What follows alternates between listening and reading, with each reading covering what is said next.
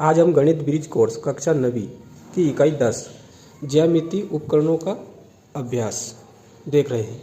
कार्यपत्रक 1 है अपना, रेखाखंडों को मापिए व रिक्त स्थानों में बड़ा छोटा बराबर भरिए, है ना।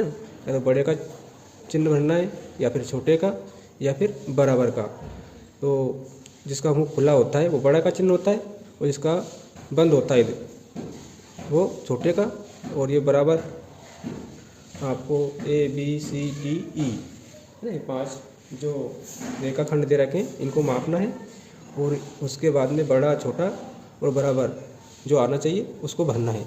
तो हम शुरू करते हैं। ए वाला देखो, ये रेखाखंड यहाँ से यहाँ तक दे रखा है, माप लेते हैं, है ना। तो मापने के लिए जो स्केल है ना, ये 0 लिखा रहा है और 0 के बाद में ये बड़ी लाइन खींची हुई है, इससे मापते हैं हम, है ना। इसको हम मापेंगे तो कितनी आ रही है, 2 के बाद में फिर ये 5 हो गए, है ना। 5 के बाद में फिर 6 7, तो 2.7 के लगभग आ रही है। यहाँ लिख देंगे हम 2.7 सेंटीमीटर। अब दूसरी रेखाखंड को माप लेते हैं। इसको मापेंगे तो ये कितनी आ रही है, मापेंगे देखो 3.4 सेंटीमीटर ना। 3 तो यहाँ पर हो गए, इसमें 1 2 3 4, तो 3.4 सेंटीमीटर। यहाँ लिख देंगे हम 3.4 सेंटीमीटर। अब हम देख रहे हैं 2.7 सेंटीमीटर और ये है 3.4 सेंटीमीटर। तो छोटी है 2.7, तो यहाँ पर चिन्ह कौन सा जाएगा, छोटे का चिन्ह ये होता है, तो हम लगा देंगे छोटे का चिन्ह। इसको हम इस प्रकार पढ़ सकते हैं, 2.7 सेंटीमीटर छोटी है 3.4 सेंटीमीटर से। तो इसको मापेंगे हम, तो ये आ रही है 3.2, यानी देखें 3.2 सेंटीमीटर। और उसके बाद में अगले मापेंगे तो ये आ रही है अपनी 4 सेंटीमीटर, यानी देखें 4 सेंटीमीटर। देखो ये भी छोटी है, 3.2 सेंटीमीटर छोटी है, किससे, 4 से, इसलिए छोटे का चिन्ह आ जाएगा। उसके बाद में तीसरा सी वाला देख लेते हैं। ये 4 सेंटीमीटर है, यानी देखें 4,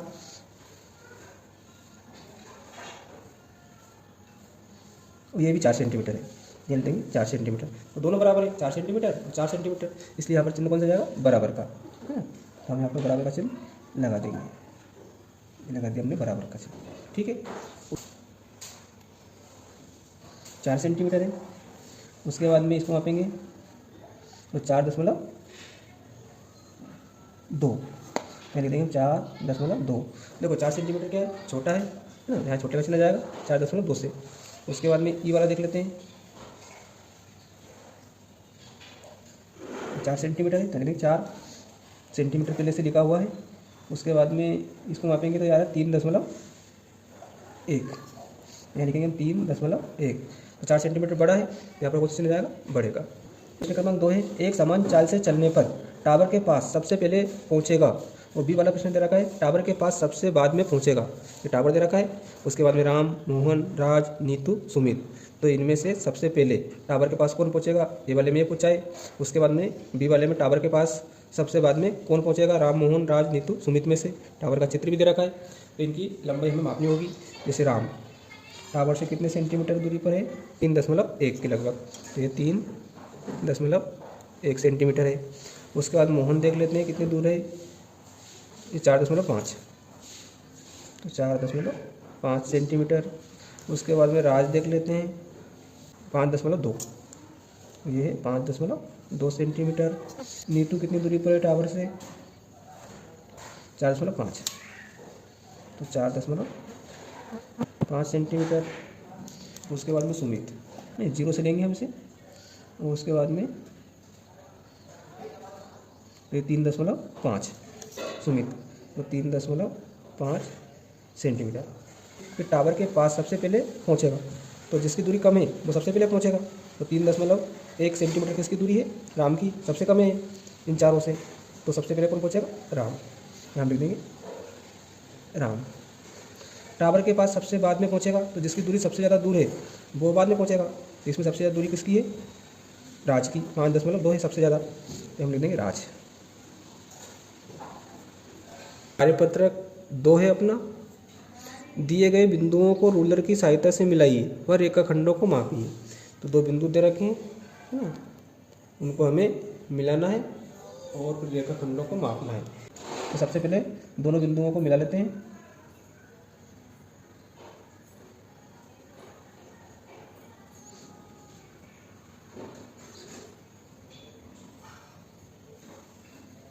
अब इसको माप भी लेते हैं, देखो साथ में, है ना। तो कितने आ रहे हैं, देखो 5, 5 के बाद में 1 है तो 5.1, तो कितने आ जाएंगे 5.1 सेंटीमीटर। अब देखो दूसरे का रेखाखंड को हम पहले लाइन खींच लेते हैं दोनों बिंदुओं की पी क्यू की। इस रेखाखंड का नाम है पी क्यू, है ना। अब इसको माप लेते हैं।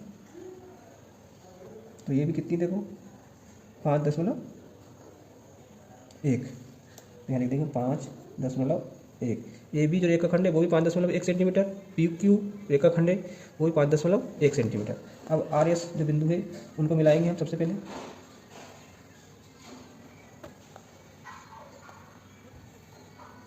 उसके बाद माप लेते हैं, तो जीरो से मिलाएंगे। इस बिंदु को जीरो के पास लाएंगे, बिल्कुल जो बड़ी लाइन है उसके पास, वो इधर देखेंगे कहाँ पर आ रहा है, देखो 6 के बाद में 5 ही हो गए ना। 6 के बाद में 1 2 3 4 5 6 7, है ना। 6 के बाद में 7 छोटे छोटे डंडे दे रखें, है ना। तो 6.7 यानी कि 6.7 सेंटीमीटर। दी गई लंबाई के रेखाखंड खींचिए। पहला दे रखा है 7.5 सेंटीमीटर, तो 7.5 का हम रेखाखंड खींच लेते हैं। जीरो देखो यहाँ पर बिंदु लगाएंगे सबसे पहले, उसके बाद में ये 7 हो गए, है ना। फिर 1 2 3 4 5, इस 5 के पास क्या लगा देंगे हम बिंदु, तो कितने हो जाएंगे 7.5। और दोनों बिंदुओं को मिला देंगे, है ना। तो कितने हो गए 7.5 सेंटीमीटर, ठीक है। इसका नाम भी दे सकते हैं हम चाहें तो, ए और बी। अब दूसरा देखें बी वाला 8.5 सेंटीमीटर, तो इसको यहीं पर बना लेते हैं। सबसे पहले जीरो के पास जो बड़ी लाइन खींची उसमें बिंदु लगाएंगे और उसके बाद में 8.5, तो 8 के बाद में देखो 8 के बाद में 1 2 3 4 5, है ना। 8.5 हो जाएंगे यहाँ पर, और दोनों बिंदुओं को मिला देंगे, है ना। ये कितने हुए अपने 8.5 का रेखाखंड खींच गया, है ना, 8.5 सेंटीमीटर। इसको हम नाम भी दे सकते हैं चाहे तो सी और डी। अगला है अपना 7.2 सेंटीमीटर, तो 7.2 सेंटीमीटर का रेखाखंड खींचना है अपने को, है ना। ये देखो यहाँ बिंदु लगा लेंगे सबसे पहले, फिर 7.2 के पास, तो 7 के बाद में 1 और 2 छोटे छोटे डंडे हैं बिल्कुल, और दोनों बिंदुओं को मिला देंगे।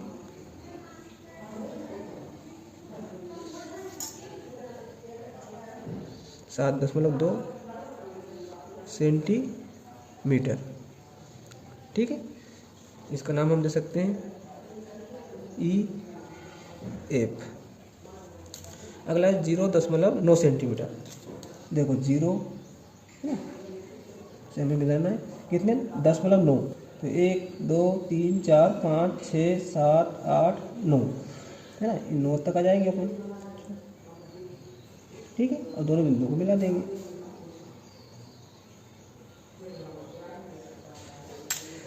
और कितने 0.9 सेंटीमीटर। इसका नाम दे सकते हैं जी एच। अगला है 7.3 सेंटीमीटर। 7 के बाद में देखो 1 2 3, ये दो बिंदु बना लिए हमने, दो बिंदु बना लिए, अब दोनों बिंदु को मिला देंगे। इसका कुछ भी नाम दे सकते हैं हम, है, ए और बी दे सकते हैं इसका भी। तो ये कितने हो जाएगा 7.3 सेंटीमीटर। तो आशा करता हूँ आपको वीडियो अच्छी लगी होगी। हमारे चैनल पर आप हिंदी और अंग्रेजी ब्रिज कोर्स कक्षा 9वीं की पूर्ति के वीडियोज भी देख सकते हैं। धन्यवाद।